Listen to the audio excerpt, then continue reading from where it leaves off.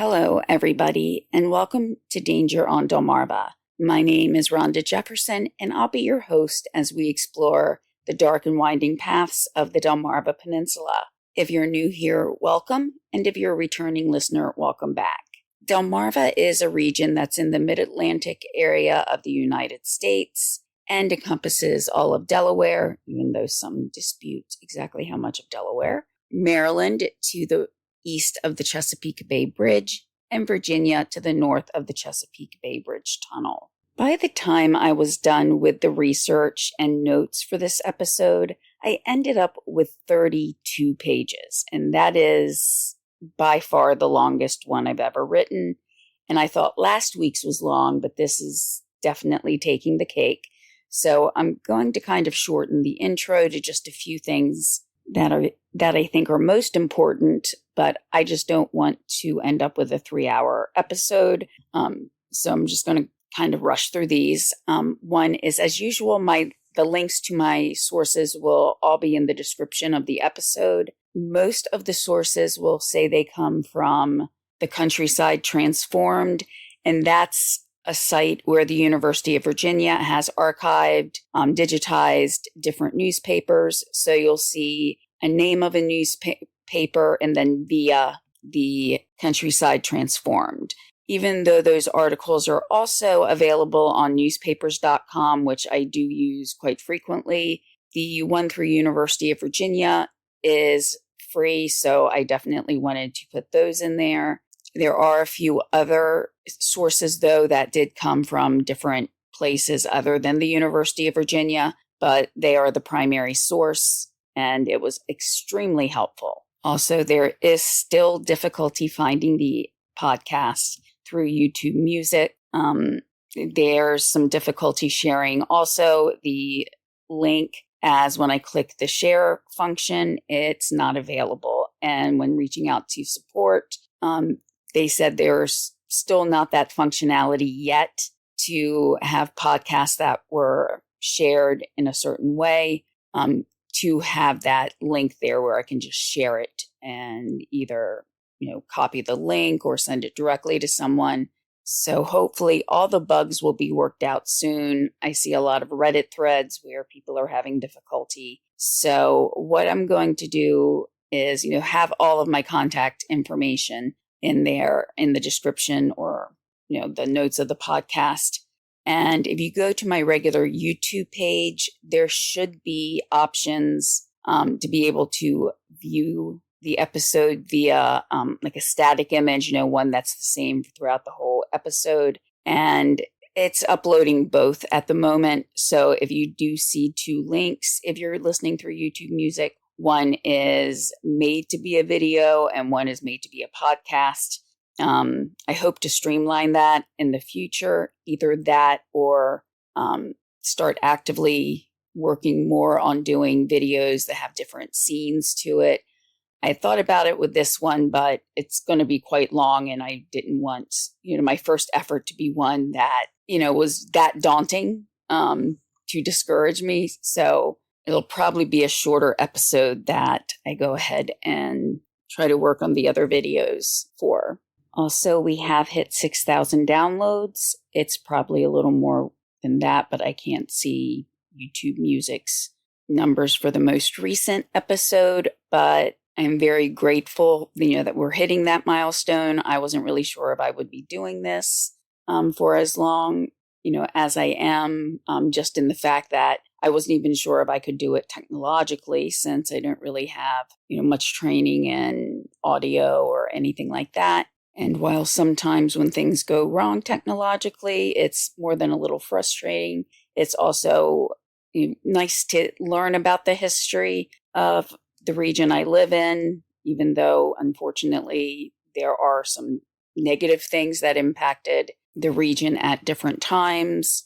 It does reflect the events that shaped the Delmarva Peninsula. If you would like to support the podcast in any way, to support the hosting service or cost for research, there will be links to PayPal and Buy Me a Coffee in the description. And finally, as most of my episodes deal with tragedies, that have happened on the Eastern Shore, with those few episodes that are, that I do every once in a while that are a little more lighthearted, but most will include discussions that some may find hard to listen to, whether it be about violence or death, tragedies, again, that have hit the Delmarva Peninsula. And in today's episode, we are going back to 1884. And this is the second episode about the Pitts brothers.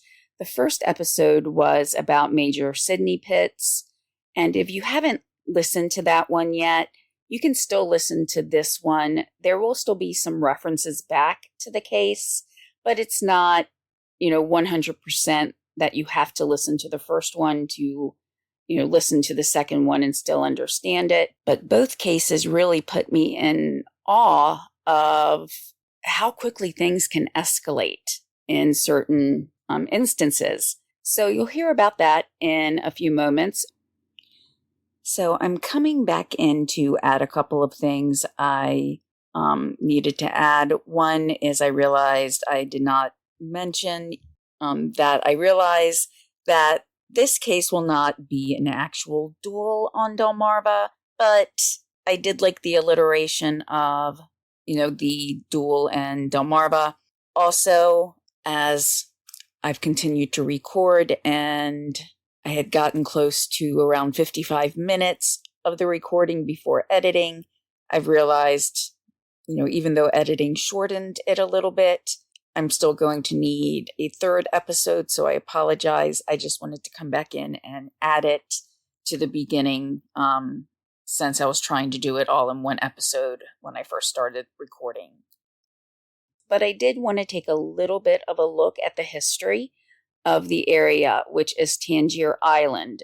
That's where the main event takes place today, I guess you would say, or the crime took place, even though eventually the trial itself was sent over to mainland Virginia, just because it was pretty infamous on the Eastern Shore at the time.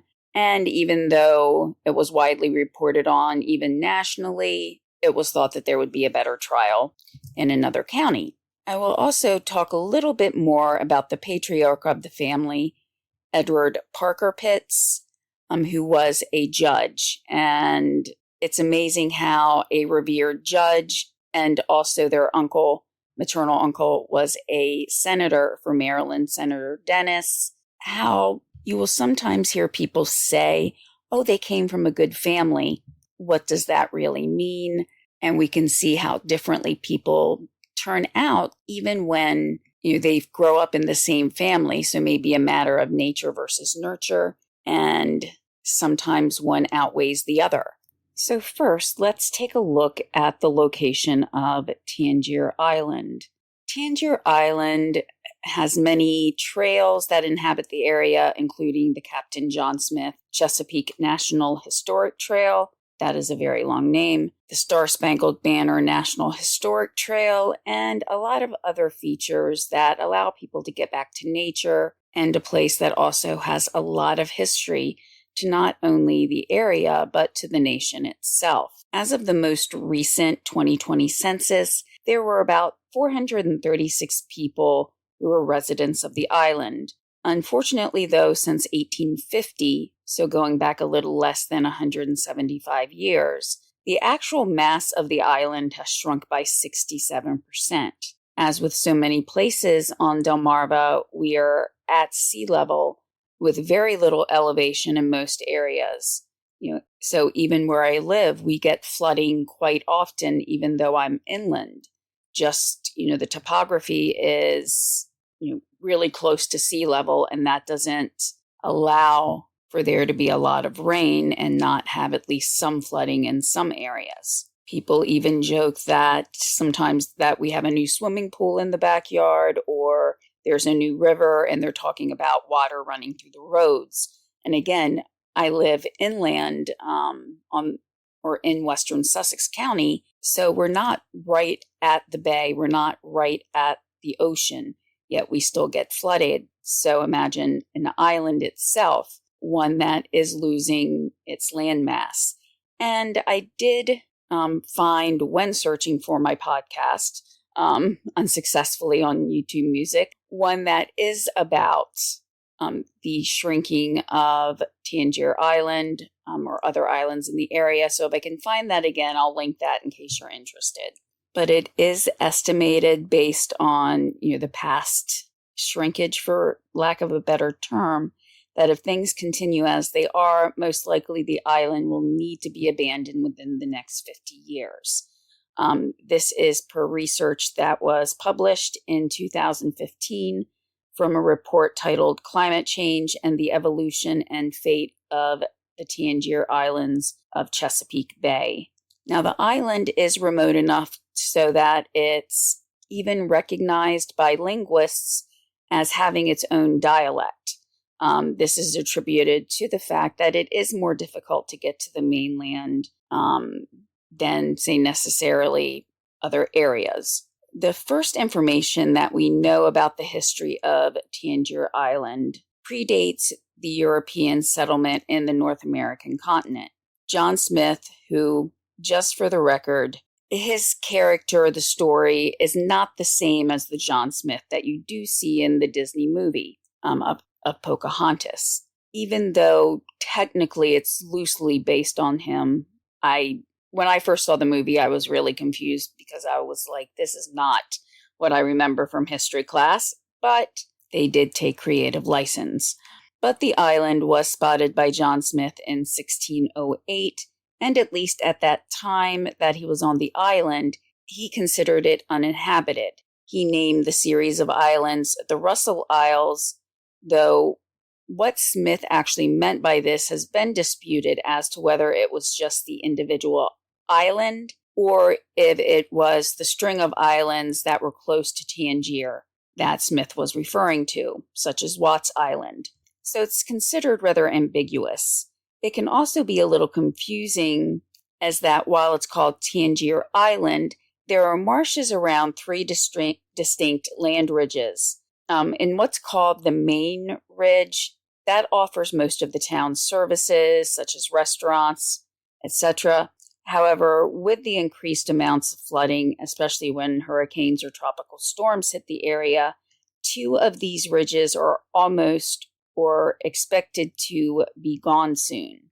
The town itself has been featured on national news, with one incident being in 2017 when CNN profiled the town and its efforts to raise money to try to form some type of barrier or protection for the island. Then President Trump did reach out to the mayor who had been featured in that CNN episode and was promised assistance, but there was not an actual amount provided as to what that assistance would be or even when that might be coming. But so far, at least on the reports I read, there were no updates as to any of that assistance. Going back to when Smith spotted the island, he may have considered it uninhabited, but it is thought that the native population may have been on the island at some point, as artifacts and fishing equipment have been found there. It may have just been that at different times of the year, because of the difficulty in getting to the island, that it may not have been inhabited, but may have been used for fishing or other activities at different times during the year when it was easier to access. And in something I didn't know was possible, somebody received a patent for the island in 1670. That man's name was Ambrose White, but he didn't keep the island for very long. He sold it to two men who were going to use the island to graze their livestock. The first person who permanently settled on the island was sometime in the 18th century, and his last name was Crockett, and that last name is still seen quite frequently on the island. Some of the earliest recorded use of Tangier Island, besides livestock grazing, was actually for the War of 1812. It was used by the British where they built Fort Albion. It could hold 1,200 British soldiers. Also, while looking at the state of Virginia as being the heart of the Confederacy, not every part of Virginia felt that way. They did not want to cede from the rest of the United States, and they also did not support slavery. And this will actually impact the Pitts family, and I'll explain that a little more when we get there. But many runaway slaves were able to reach Fort Albion on Tangier Island and were given sanctuary by the British. Many of the escaped slaves joined the Corps of Colonial Marines, and this was a band of British soldiers made up at two different points in history. One was from 1808 to 1810 during the Napoleonic Wars, and again at this point during the War of 1812. During the Napoleonic Wars, many of those that were in the Corps of Colonial Marines would have served in the Caribbean. Though still a distance away, Tangier Island was close enough to Washington, D.C., and the ports of Baltimore and surrounding areas for the British to have somewhat quick access to the capital. It was used as the base for historic battles, including the battle at Bladensburg and also during the burning of Washington in 1814. The battle proved to change the landscape of both the city and of the American government with the burning of the presidential mansion, the Capitol building, and the Navy Yard. This would give way to other architecture that we now see in Washington, D.C., predominantly the White House itself, as before there had been the presidential mansion. But this gave way to other battles, which included one that would go on to shape America even further, as the battles that took place in Baltimore and near Fort McHenry were also based out of Tangier, at least the British using it as a base. This one battle near Fort McHenry inspired Francis Scott Key to pen his poem that we now call the Star-Spangled Banner or the American National Anthem. It was originally meant to be a poem, but it was set to music and became our national anthem. Now, there's really a lot more history that's involved in Tangier, and I could go on probably for 10 episodes, and I mean, if someone wanted me to do that, I would, but I want to try to focus a little bit more on what impacts the case. But Tangier really does harken back to a village, when you think of a village. Not only on Tangier Island, but some of the other islands that I visited. You may find in many instances that family members, they're buried on the property of their family. So there's no church graveyard. There's that familial connection always of knowing that your ancestors are buried close by. There are cemeteries and churches that may inhabit the island, but it's not unusual to see that on some of the islands in general. So the island's roots do run deep, and while at the most recent census the population was less than 500, during the 1900 census it was at 1,064. Now, understanding a little bit about all the barrier islands or islands that are bayside, I think it's important for us to remember, especially back during this case in the 1880s, that it was not easy transportation to go from one place to the other. And especially at times of medical emergencies, that's where I always had a concern with one of my siblings living on an island that, during heavy rain or even just the distance away, to get to a hospital if there was a medical need. But there are systems in place to transport people as quickly as possible if needed for medical intervention. Looking now at the Pitts family directly, I have mentioned their father, both Major Sidney Pitts' father and James Pitts, who we'll be looking at today.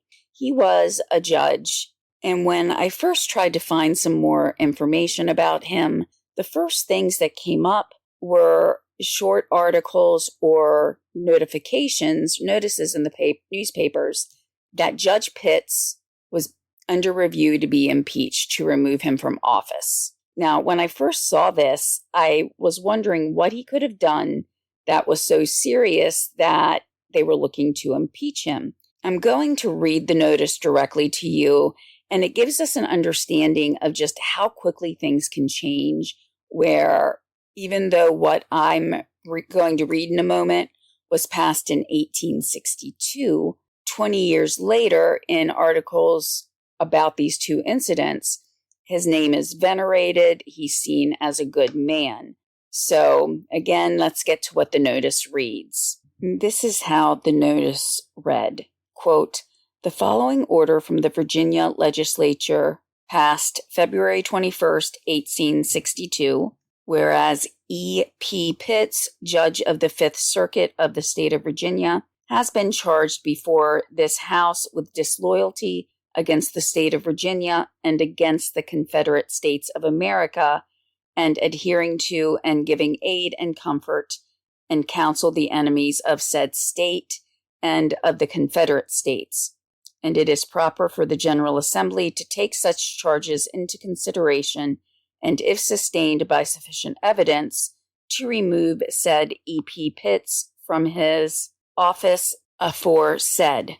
Therefore, be it resolved with the concurrence of the Senate that on the 25th day of March, 1862, both houses of the General Assembly will proceed to consider and decide upon via aforesaid charges against said E.P. Pitts, judge as aforesaid, and if such charges be sustained, to remove him from his said office. Resolved further that notice being given to said E.P. Pitts, judge as aforesaid of the proceedings proposed to be had against him and of the causes alleged for his removal by a publication of this preamble and resolutions, end quote.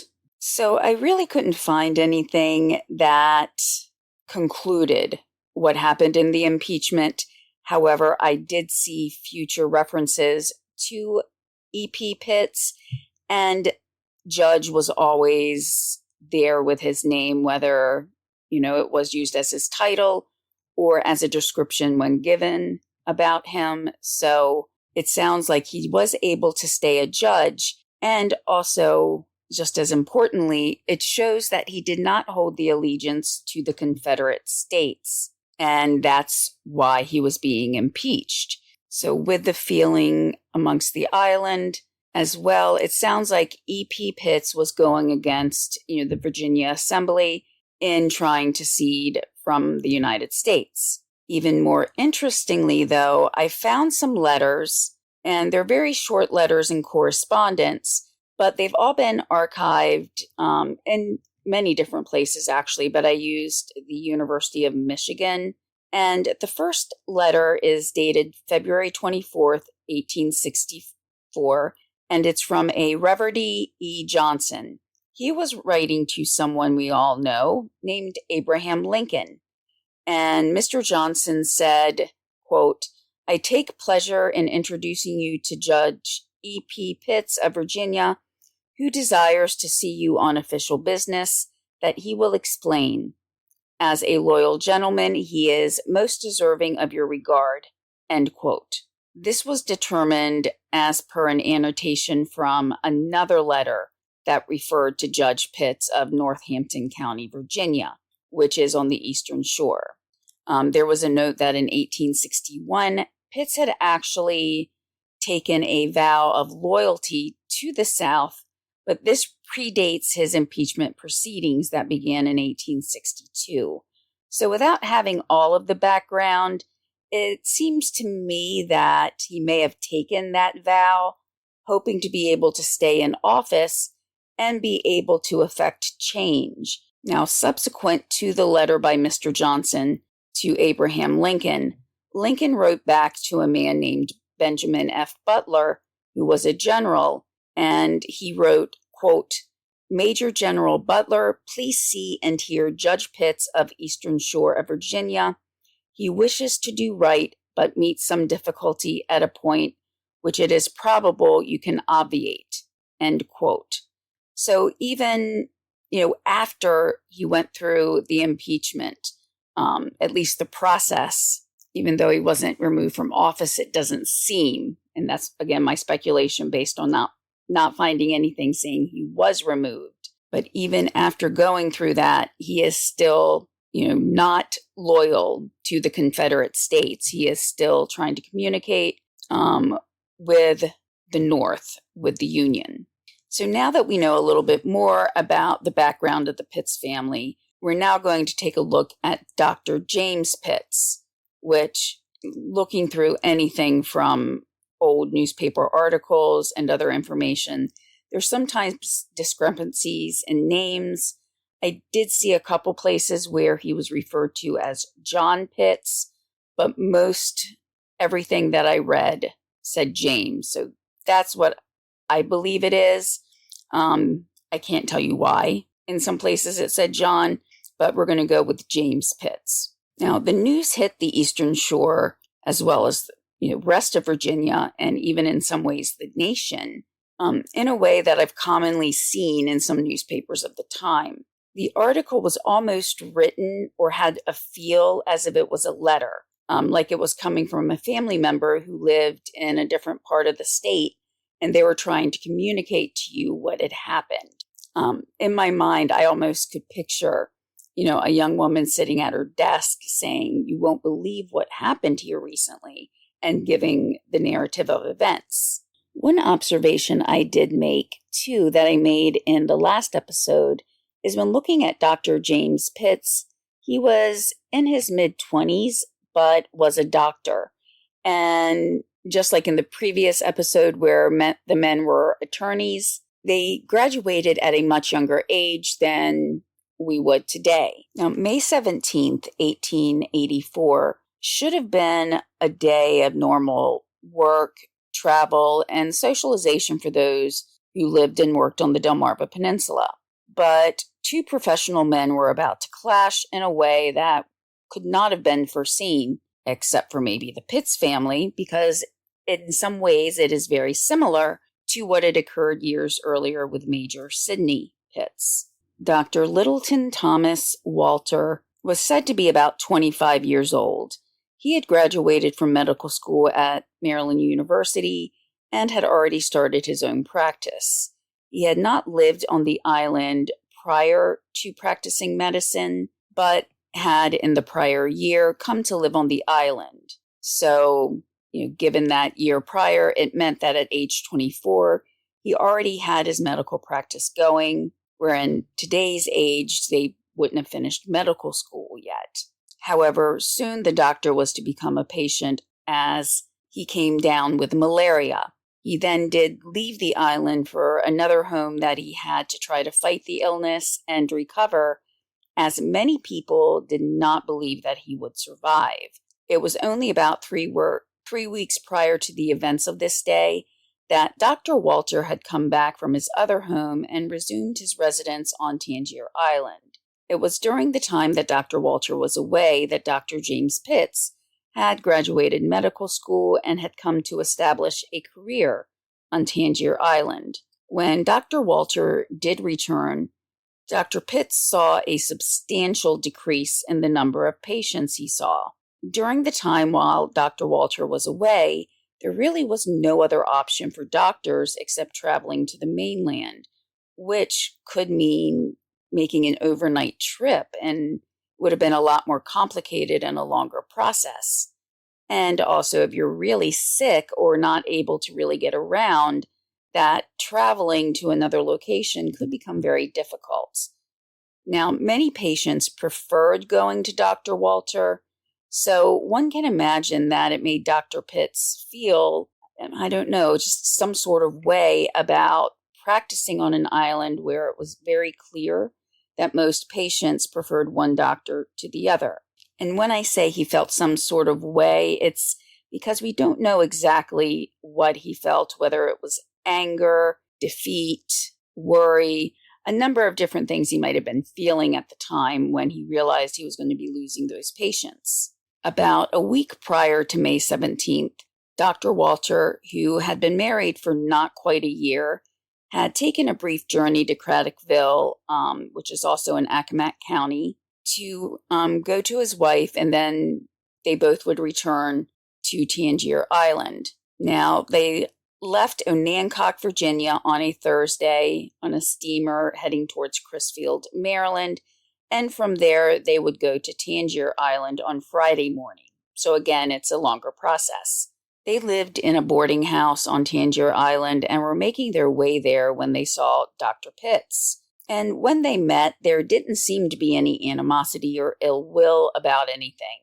They spoke cordially to each other, and this is where things start looking a lot like the Major Sidney Pitts incident, in that Dr. Pitts asked if he could borrow $5 from Dr. Walter. Mrs. Walter said that this was actually not uncommon, that Dr. Pitts had borrowed money in the past, but there had never been any issues with Dr. Pitts returning the money in a prompt manner.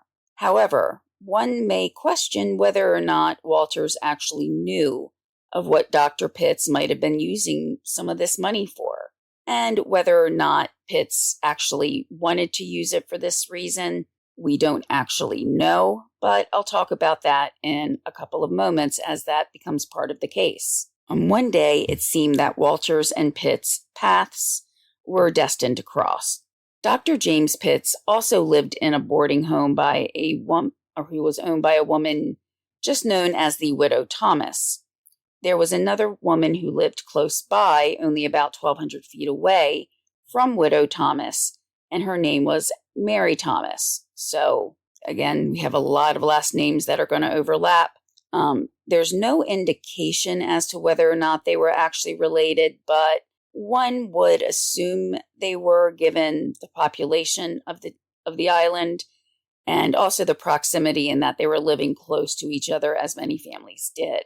Now, Mary Thomas was known as feeling ill quite often. There really was no consensus as to what was causing this, but she had been seeing Dr. Pitts while Walter was away, but since she knew that he was back, she sent for him. Walter spent about a half an hour, give or take, with her, and then left the residence. With the two homes being so close together, it did happen that Dr. Pitts saw Dr. Walter leaving Mary Thomas's home. Now, upon seeing his professional rival walking so near, James Pitts went to the door, opened it, and, to put it nicely, asked Dr. Walter to come in. Walter was in a hurry and expressed this to Dr. Pitts. And we do have to remember he was still recovering from a serious illness, so he may have also been feeling tired. But he, originally declined coming in to speak with Dr. Pitts. But after insistence, he finally gave in and he entered the house. Now, Widow Thomas was outside of the house when Dr. Walter came into the home. Now, she didn't really think anything of it, because they did know each other.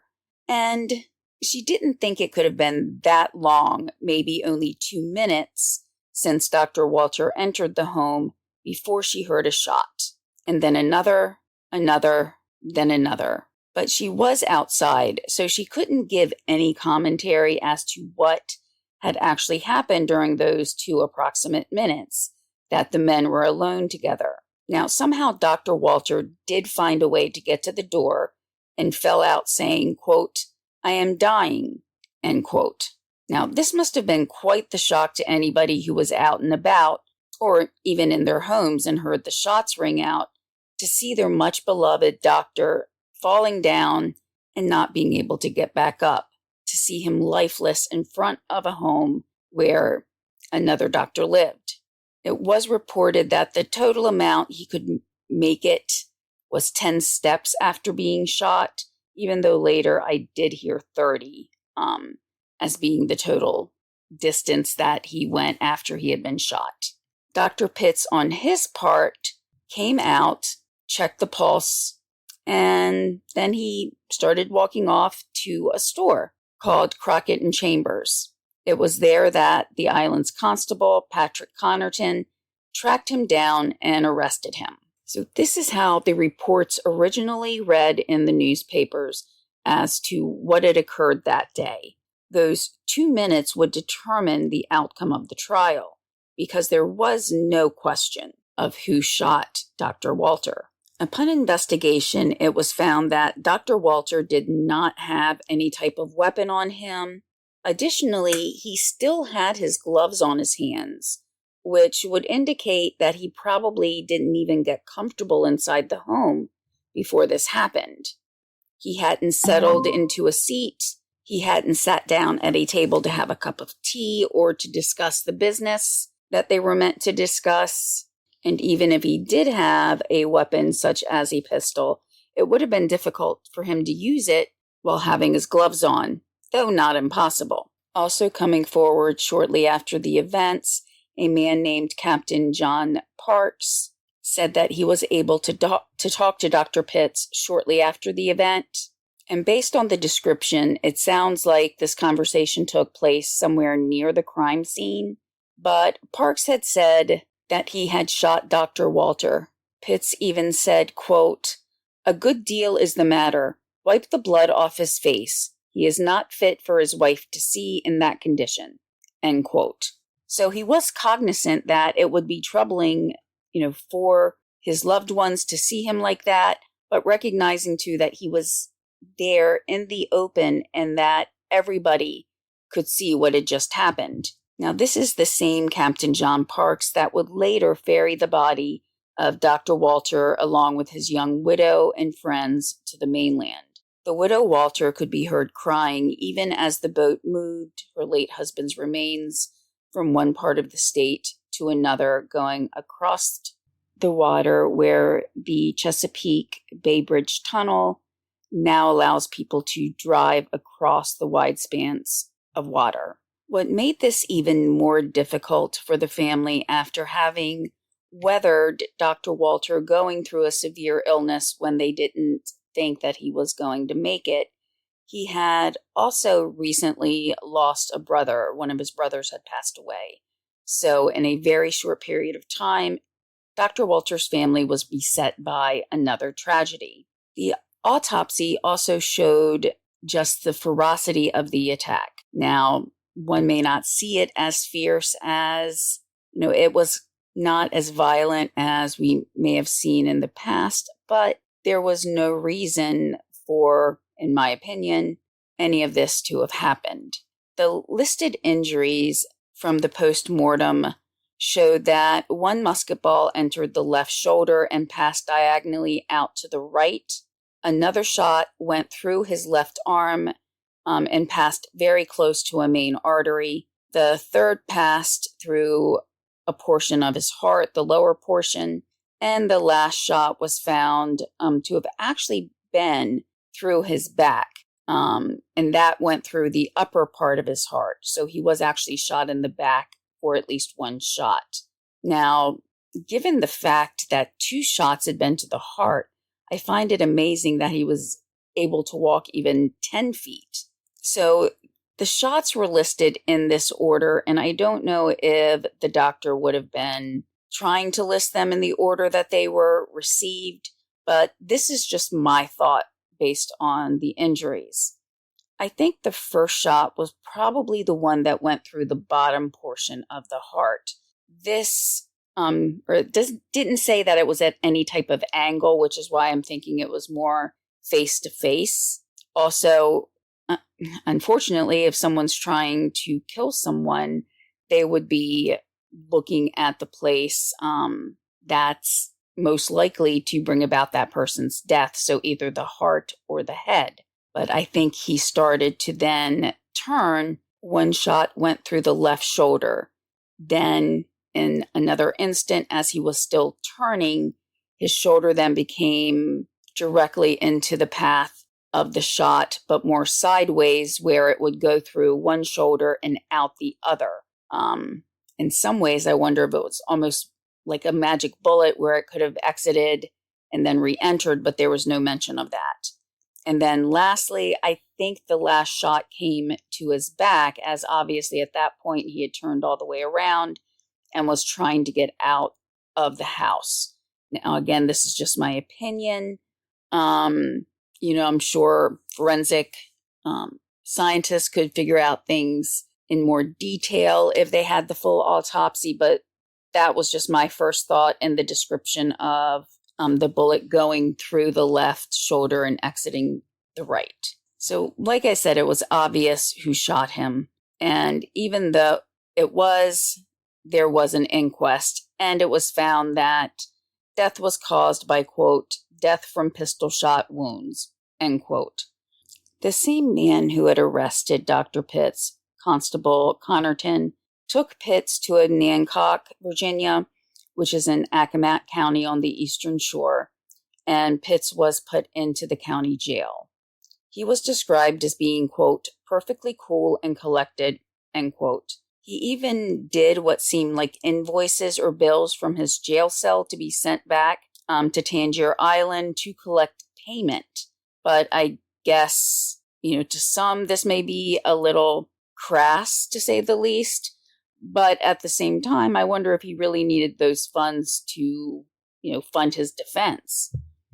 Well, then again, he does have a lot of lawyers in the family.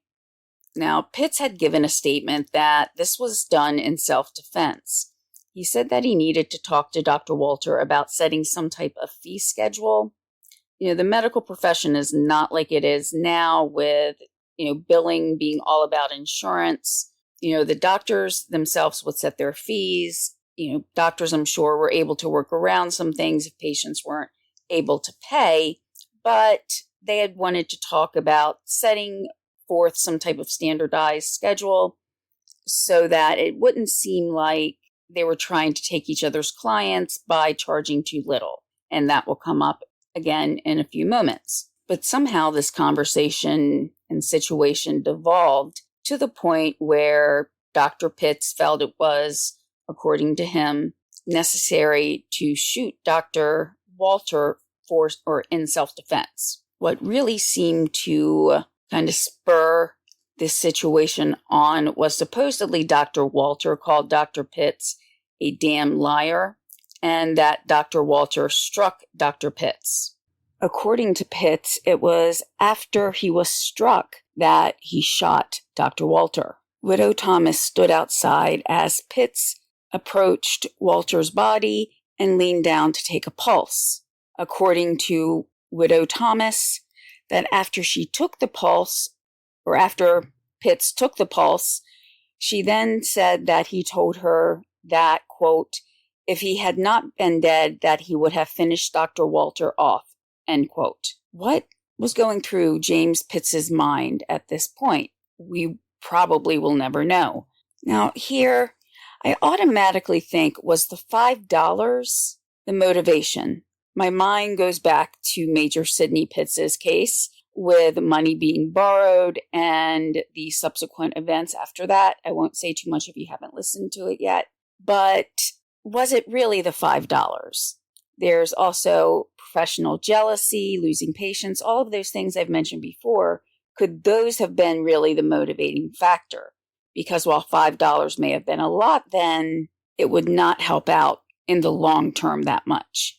But soon after Dr. Walter's death, people who were not really as familiar with Dr. Pitts were about to find out information about him that may actually help us understand what he may have been thinking or why he may have been thinking in a certain manner. We find out that Dr. Pitts himself had recently spent time in a hospital in Baltimore. Now, initially, it was said that he spent about a month, but a little later we'll hear some testimony that disputes that. But he was in the hospital for his addiction to morphine and whiskey, is how it was termed in the articles of the time. So he was known to use morphine, use whiskey excessively, and so he had left Tangier Island about 6 weeks prior to these events to go to the hospital. According to the Baltimore Sun, quote, it is thought by some that his mind was affected by the use of drugs and stimulants, and that his killing may have been done in a moment of frenzy, resulting from the effect of professional jealousy on a disordered brain. The parties to the tragedy are each about 25 years of age, end quote. Now, I was trying to get everything into one episode, but since I'm at 55 minutes now, before I go in and edit. I'm thinking that a second episode will probably need to be done because otherwise this one's going to end up being 2 hours. I kind of went down a rabbit hole with this episode because I kept finding out different information, such as we'll hear some conflicting information in the next episode. So that's why I do want to go over details from the court case. So that's what we'll be going over in the next episode. I think it's important to go over those because I see it a lot of times, not as much in today's newspapers, but reviewing past ones where things are really quoted as fact or sound like they're fact and they're not, which is probably why we have terminology used in journalism today, such as assumed, alleged, things like that. Whereas these newspapers seem to be stating them as fact. And when we get to the testimony in court, we'll see that not all of that matches up. So I do hope you found the history of the area interesting. I have been working on these episodes for quite a while, this one and the previous one. And yeah, I was typing up things the week before or a week before the incident with the Key Bridge, the Francis Scott Key Bridge. And so I'd already mentioned, in my typing Francis Scott Key, and then to hear his name in that manner, that the bridge had fallen, that was named after him, it was really kind of eerie, and how quickly images of the bridge falling, that we could see online almost immediately. Just a side note too is, interestingly, some of the Eastern Shore, and it's really the northern part of the Eastern Shore, got a little bit of an earthquake recently. It was on April 5th, and the results I found when looking for information about earthquakes in or near Delaware and Maryland, because it was north of Delaware, so I thought it would probably be too far north to be felt in Virginia. But there's really not a lot of information, even though there have been some substantial earthquakes in Delaware, but long before what I think most of us can remember. Even though the one in New Jersey was 4.8, it was concluded that people did feel it in many states of the eastern seaboard, including Delaware and Maryland. But then on another site, it said that there have been no earthquakes near Delaware that have exceeded 3.0, yet New Jersey was 4.8.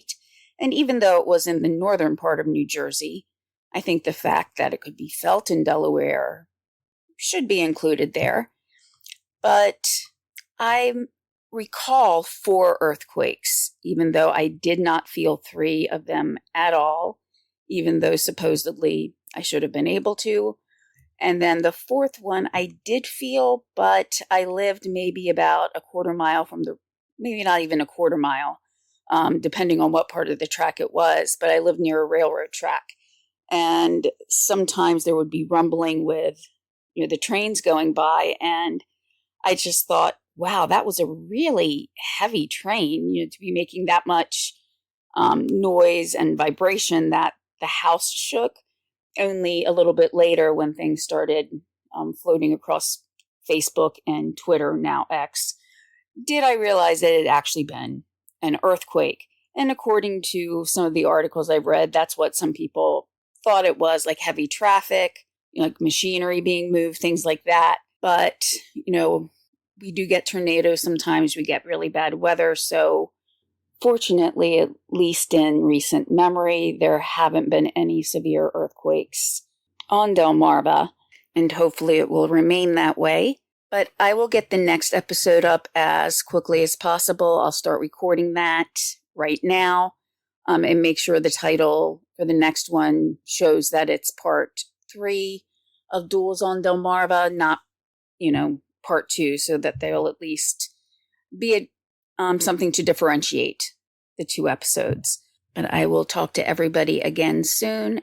Have a good day and good weekend if you're listening to this on Friday. Thank you. Bye.